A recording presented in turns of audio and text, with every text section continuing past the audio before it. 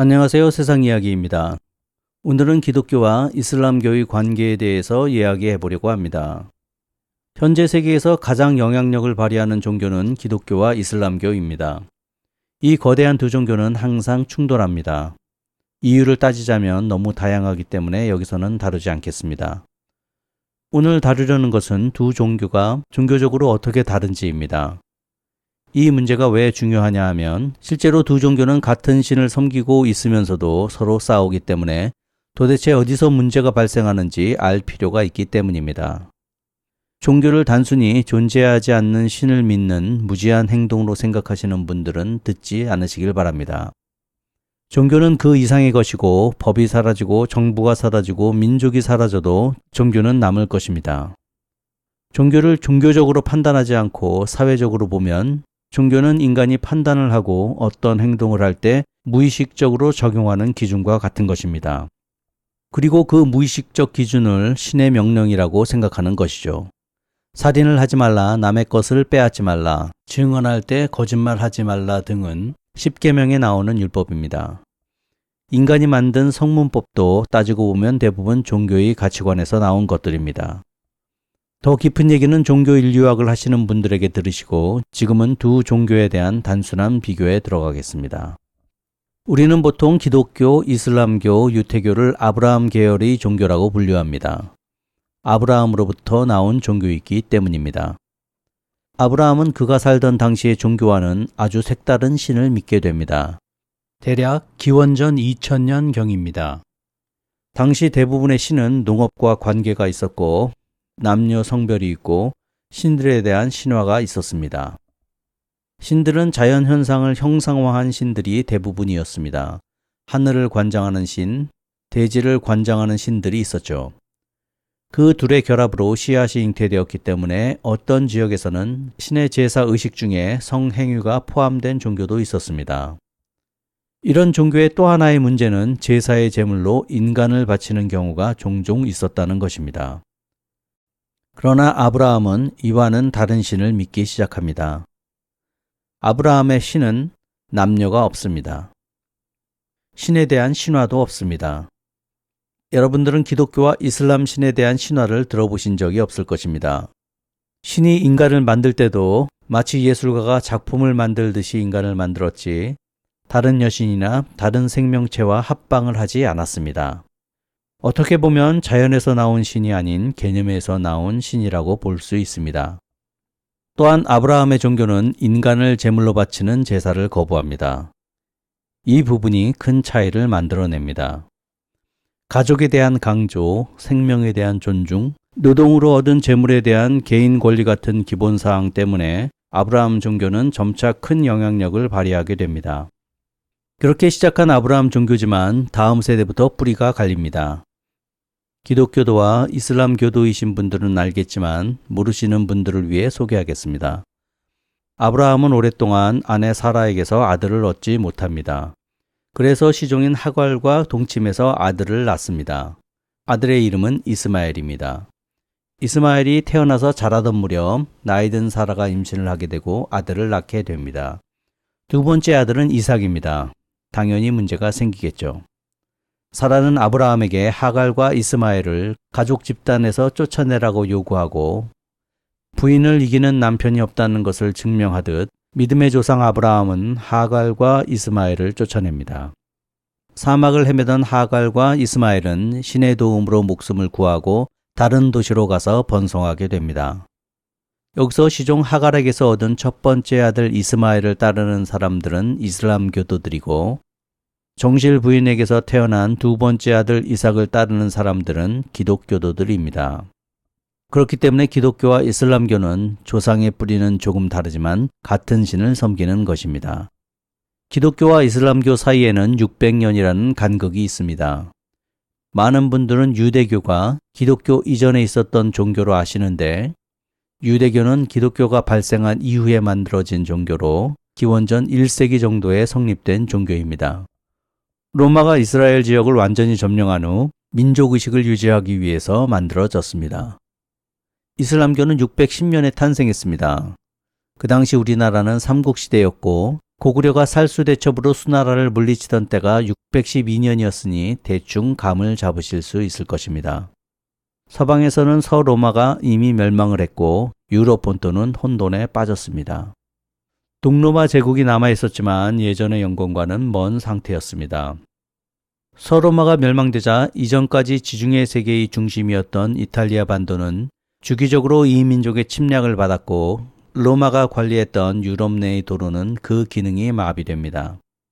무역량의 감소, 이동의 위험은 점차 유럽의 몰락을 가져옵니다. 지중해 지역이 그런 상태가 되었습니다. 다시 종교 얘기로 돌아가겠습니다. 기독교와 유대교에서 이슬람교를 어떻게 생각하는지는 대부분 아시겠지만 이슬람교가 유대교와 기독교를 어떻게 생각하는지는 잘 알려져 있지 않았습니다. 그 부분에 대해서 이야기하겠습니다. 아시다시피 이슬람교의 경전은 꾸란입니다. 꾸란의 1장은 파티하라고 합니다. 기독교 신자들이 주기도문을 외는 것처럼 무슬림들이 기도를 할 때 가장 많이 암송하는 구절입니다. 성스러운 꾸란을 여는 첫 번째 장이기 때문에 이슬람교의 가장 기본적인 내용들이 있습니다. 주된 내용은 신은 오직 하나이고 그분만을 섬긴다는 것입니다. 이 장은 7절로 구성되어 있는데 7절에서는 이슬람교가 기독교도들과 유대인들을 어떻게 생각하는지 잘 나와 있습니다.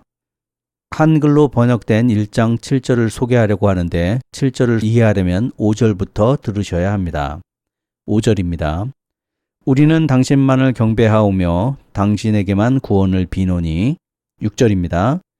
저희들을 올바른 길로 인도하여 주옵소서. 7절입니다. 그 길은 당신께서 축복을 내리신 길이며 노여움을 받은 자나 방황하는 자들이 걷지 않는 가장 올바른 길이옵니다. 여기서 알 수 있듯이 이슬람교는 노여움을 받은 자와 방황하는 자들을 비판합니다. 한국 이슬람교에서 공식적으로 배포하는 한글판 꾸란의 주석을 보면 노여움을 받은 자는 유태인을 가리키고 방황하는 자들은 기독교인들을 가리킵니다.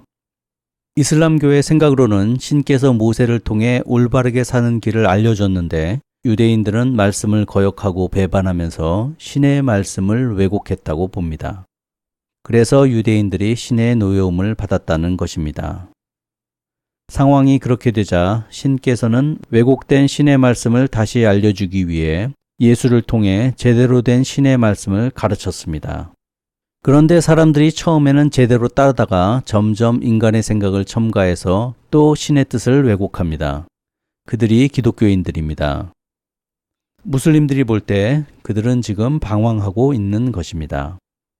이슬람교에서는 이런 왜곡된 신의 말씀을 예언자 무하마드가 다시 명확하게 전달하고 있다고 믿습니다.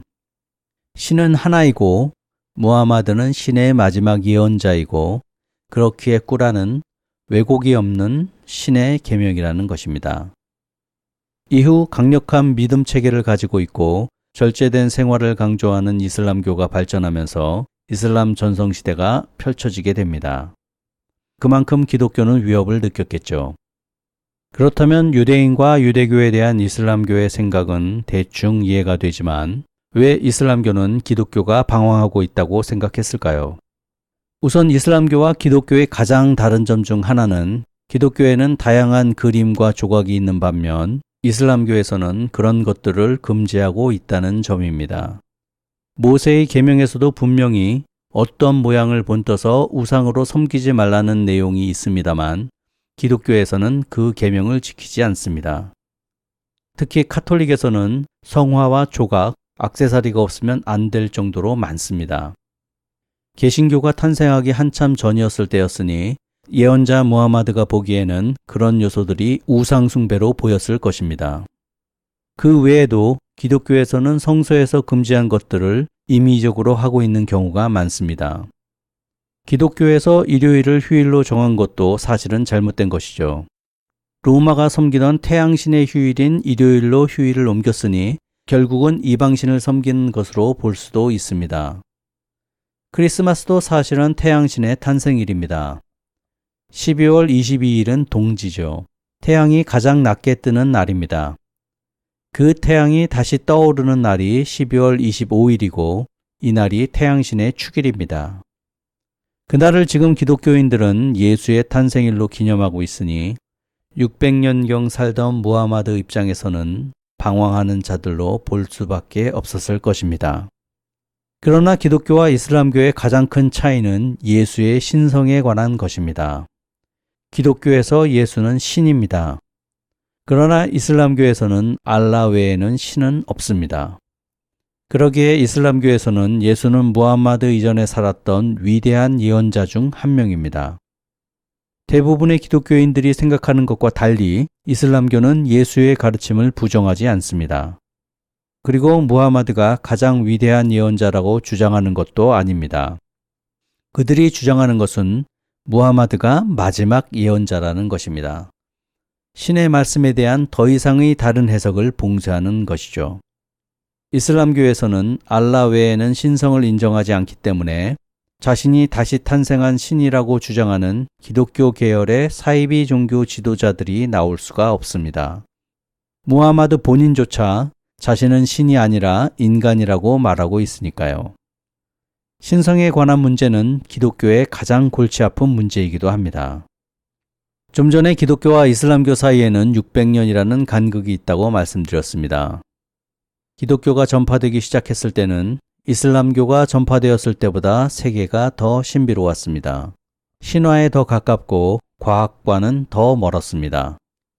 시대가 그랬기에 다양한 신을 내세운 타 종교들과 경쟁하기 위해서 기독교는 예수를 신으로 만들어야 하지 않았을까 하는 상상을 해봅니다. 조금 가벼운 얘기로 오늘의 이야기를 마칠까 합니다. 이슬람교에서는 음식에 대한 제재가 많습니다. 돼지고기를 못 먹게 하는 것은 유명하죠. 이것에 대한 여러 설명이 있지만 가장 간단한 이유는 이렇습니다. 이슬람에서는 더러운 것을 먹는 짐승고기를 먹지 말라는 것입니다. 여기에는 생선류도 해당됩니다. 이 부분은 유태교도 비슷하고 기독교 일부 종파도 비슷합니다. 인간이 더러운 것을 먹으면 건강에 좋지 않고 불결해지는 것처럼 불결한 것을 먹고 자라는 짐승의 고기는 건강한 고기가 아니라는 것이죠.